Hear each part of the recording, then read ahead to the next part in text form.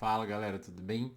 A gente está aqui para mais um vídeo do canal. Espero que esse vídeo consiga ser instrutivo também para vocês que estão buscando um acompanhamento nutricional, porém tem algumas dúvidas sobre como funciona uma consulta, o que é feito dentro de uma consulta, como isso é feito e como você vai sair dali do consultório e o que fazer também em próximas consultas, por quanto tempo seguir com esse processo, tá bom? Hoje nós vamos falar um pouquinho sobre as avaliações nutricionais, que eu comecei a falar um pouquinho no vídeo anterior. Então, apenas retomando que no vídeo anterior nós falamos da importância das avaliações nutricionais. Então, se vocês têm algum tipo de dúvida referente a isso, é só vocês acabarem assistindo o vídeo anterior, que acredito que ele possa ser um bom guia, um bom direcionamento para você que quer saber se isso efetivamente é essencial para o nutricionista, tá bom? Continuando na saga sobre avaliações nutricionais, basicamente o nutricionista ele pode realizar alguns tipos de avaliação, sendo que as avaliações mais comuns são as avaliações da composição corporal, tá bom? Então, quando nós estamos falando de avaliação da composição corporal, nós estamos falando de dois tipos de avaliação que são mais comuns dentro de um consultório de nutrição. A avaliação realizada por bioimpedância e a avaliação realizada meio a dobras cutâneas. Nesse vídeo ainda nós vamos comentar um pouquinho sobre a perimetria e também sobre a semiologia, que são outros tipos de avaliações importantíssimas para o nutricionista. Primeiro, nós vamos comentar sobre a bioimpedância, tá? Acredito que muitas pessoas já tenham ouvido falar sobre a famosa bioimpedância, inclusive é muito comum quando pacientes novos vêm perguntar sobre consultas, sobre valores, é muito comum também que eles perguntem sobre a famosa bioimpedância. Ah, você realiza a bioimpedância, você não realiza, qual forma de avaliação você utiliza, tá bom? Num contexto geral, os aparelhos de bioimpedância vêm sendo melhorados aí com o tempo e é muito comum que a gente encontre aquelas balanças um pouquinho diferentes, que algumas têm até uma guia para que você segure lá na frente, para que essa avaliação possa ser realizada. Como funciona a bioimpedância? No contexto geral, a bioimpedância é realizada através de um impulso elétrico, que é gerado através do aparelho, tá? Dessa balança de bioimpedância. E esse impulso elétrico vai ser passado pelos membros inferiores e superiores. Algumas balanças realizam a avaliação somente dos membros inferiores e outras somente dos membros superiores. Mas é mais comum nós encontrarmos balanças de bioimpedância tetrapolares, ou seja, que avaliam tanto os membros inferiores quanto os membros superiores, tá? Esse disparo elétrico, esse sinal elétrico vai ser transmitido pelo seu corpo e dependendo da velocidade com que ele é transmitido, nós vamos ter um tipo de resultado. Então, pessoas com percentual de gordura um pouquinho maior tendem a ter uma passagem elétrica um pouquinho mais lenta, porque a gordura acaba bloqueando ou dificultando a passagem desse sinal elétrico. Pessoas que têm uma composição com um volume de massa muscular um pouquinho maior, um percentual de gordura um pouquinho menor e que estão bem hidratadas, tendem a conduzir um pouquinho melhor essa eletricidade e esse sinal acaba correndo de forma um pouco mais rápida. E esse sinal elétrico vai nos dar a ideia do percentual de gordura, de massa muscular, de idade óssea e de quantidade de água no corpo, tá bom? Então é uma avaliação que nos dá muitos atributos para trabalhar em cima destes resultados, tá bom?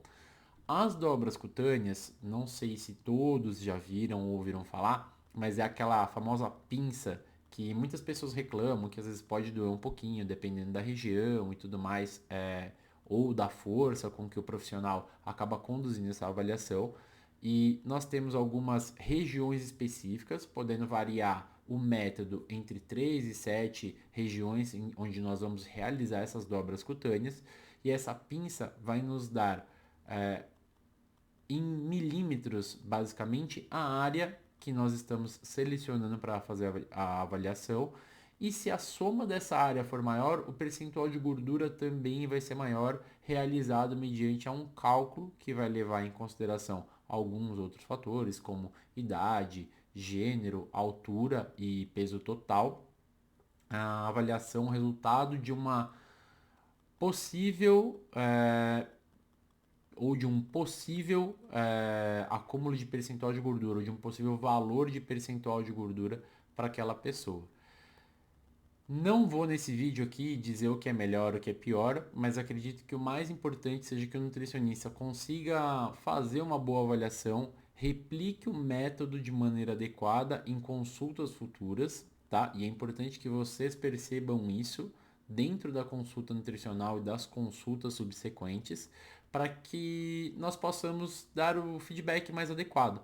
Então, se nós conseguirmos manter um padrão de avaliação adequado, nós vamos estar mais próximos de fazer comparações mais adequadas também. Então, você aumentou seu percentual de gordura, você diminuiu, e por aí vai fazer essas comparações, coisa que a bioimpedância faz de uma maneira mais tecnológica, tá? Basicamente, essa é a grande diferença, mas se os resultados apontarem para diferenças, nós já podemos pensar em indicações, em possíveis resultados e tudo mais. Por quê? O importante é que essas avaliações sejam refeitas de maneira adequada. A partir disso, nós podemos fazer comparações. Outro tipo de avaliação é a perimetria. E quando nós estamos falando de perimetria, nós estamos falando do perímetro, ou seja, do volume de algumas regiões corporais, como braços, pernas, abdômen, cintura, peitoral, quadril.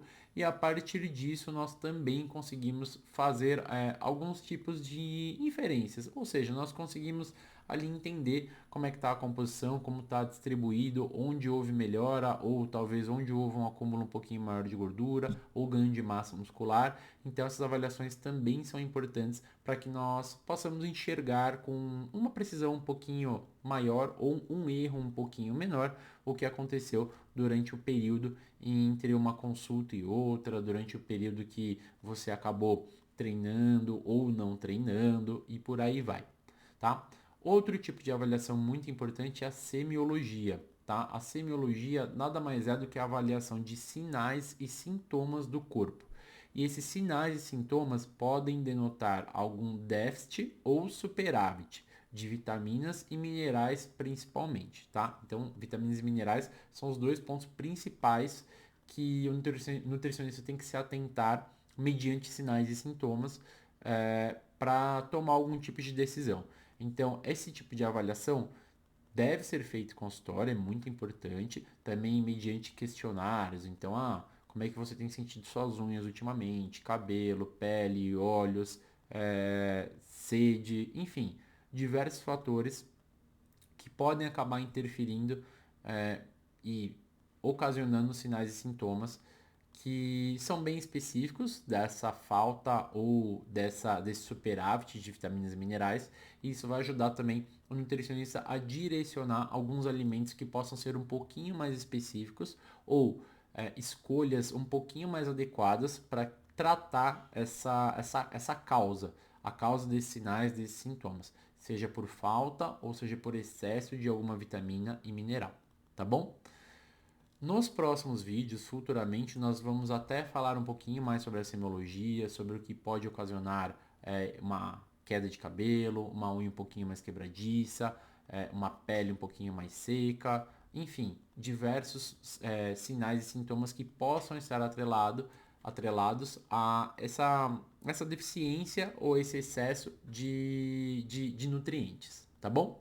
Então, aguardo vocês nos próximos vídeos. Espero que esse tenha sido tão instrutivo quanto os anteriores. E caso você conheça alguma pessoa que precisa receber esse tipo de conteúdo, é só você enviar para ela e espero que essa pessoa ou essas pessoas possam fazer um bom proveito também e possam acabar se sentindo um pouquinho mais seguras para procurar um processo, um acompanhamento nutricional. Tá ótimo? Então, muito obrigado e até os próximos vídeos.